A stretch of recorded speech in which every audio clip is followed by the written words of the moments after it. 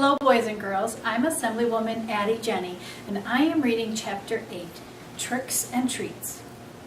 Halloween or Halloween.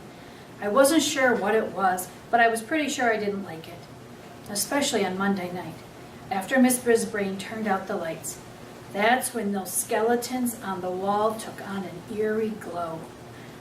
The bats hanging from the ceiling began to whirl and twirl, and the smile on that ghastly orange pumpkin face looked more like a wicked smirk. Weird, weird, weird. So I was thrilled when Aldo flicked on the lights. "Whoa, it looks like Halloween in here," he exclaimed as he wheeled in his cleaning cart. He strolled over to my cage as usual and bent down so we were face to face. "So, are you going to wear a costume for Halloween? It's Wednesday, you know. Halloween is when the ghosts and goblins come out to play," he exclaimed. "Eek!" I squeaked. No, it's not scary. It's just fun. All the kids will wear costumes. Richie's going to be a werewolf. So what are you going to wear? A fur coat?" He laughed at his own joke, then began his cleaning routine, talking to me as he swept and dusted. I started thinking about this costume thing.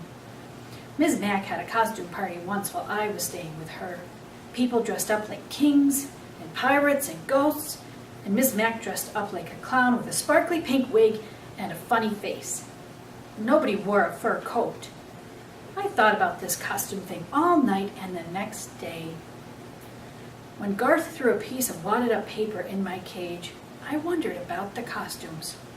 When AJ tripped on his way up to the chalkboard and Gail didn't giggle, I wondered about the costumes. Even when Miss Brisbane called on Saya and she answered her, I wondered about the costumes. And I came up with a plan of my own. On Wednesday, Halloween arrived, but there were no costumes.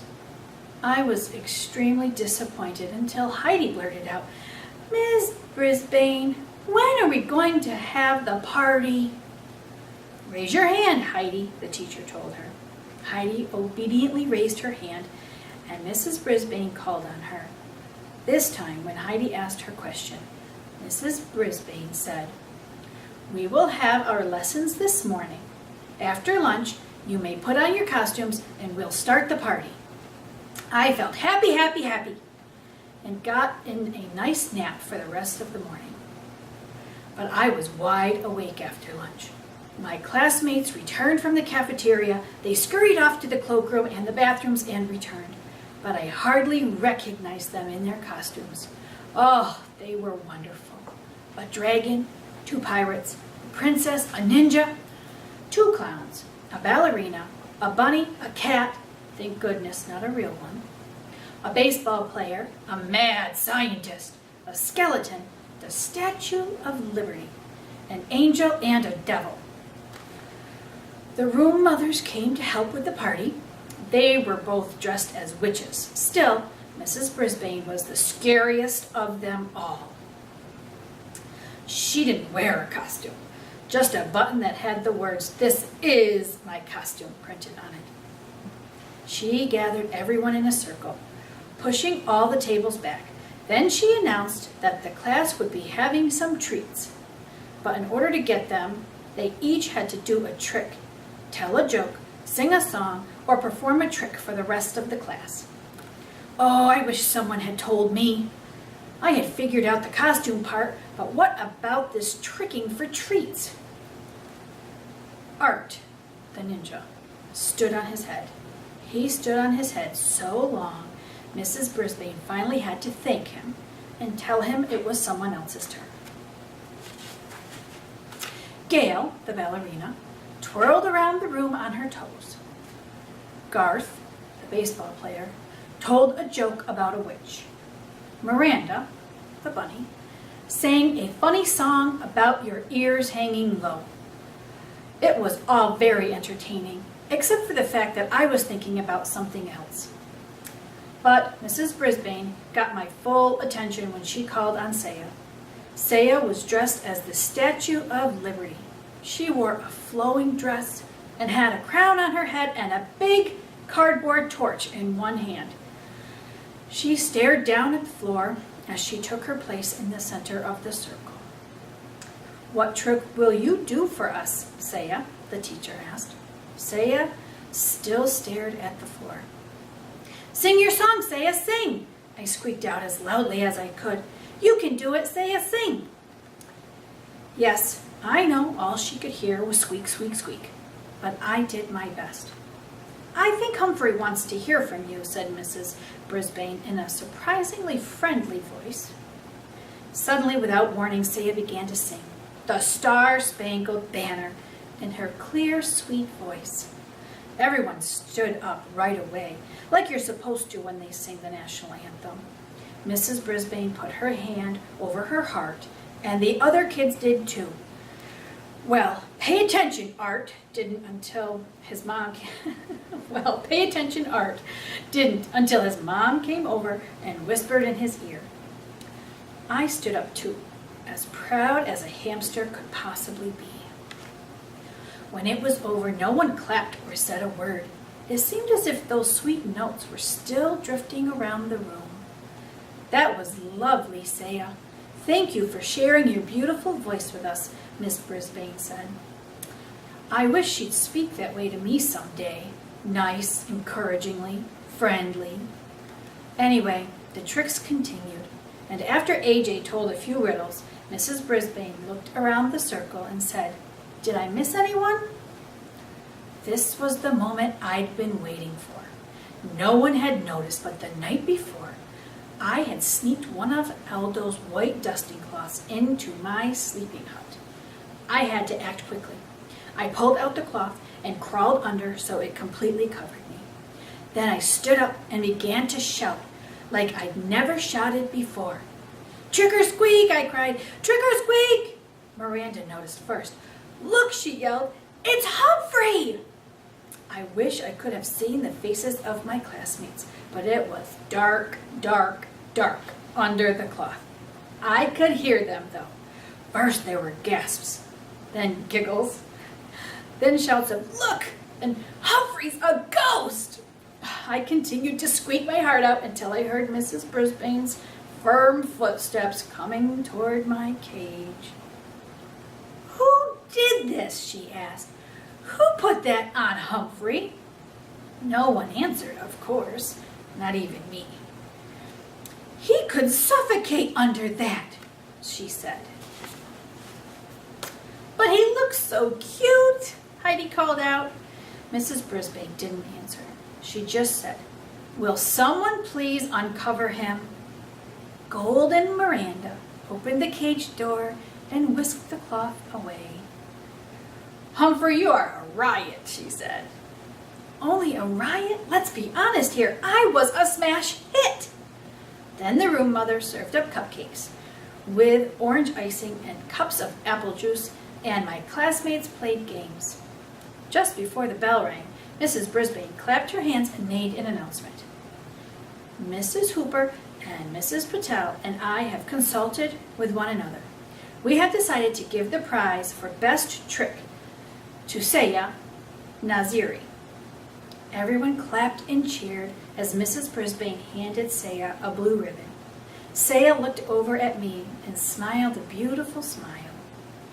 Mrs. Brisbane continued, "And we have decided to award the prize for best costume to Humphrey." She walked over to my cage and taped a big blue ribbon to it while my classmates cheered for me.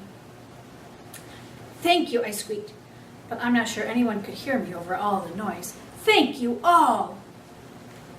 The bell rang and the room was soon empty, except for Mrs. Brisbane. As she gathered up her papers to take home, Mr. Morales came in. He was dressed in a cap and gown like people wear when they are graduating. "Happy Halloween, Sue. Did you have a good party?" he asked. "Very," she answered. "Somehow your friend over there got hold of a ghost costume and won the prize." "See, I told you he'd add a lot to your classroom," he said with a smile. "He has livened things up," said Mrs. Brisbane. "Joy, joy, joy." I believed she was starting to like me.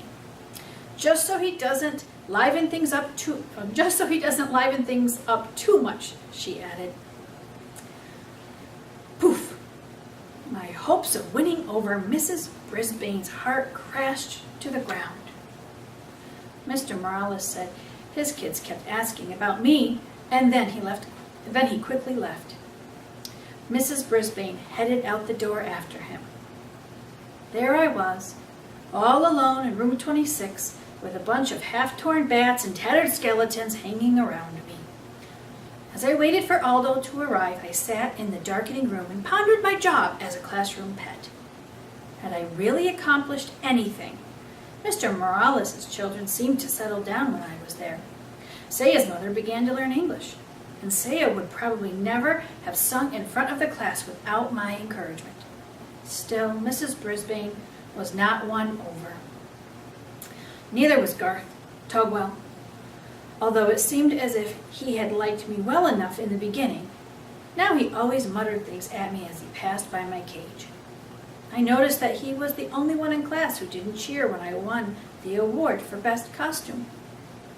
I was still worrying about Garth when the lights temporarily blinded me as Aldo sailed into their classroom yelling, "Trick or treat!" He was wearing his usual work shirt, dark pants, and heavy shoes, but on his face he wore huge glasses with a bulbous nose attached.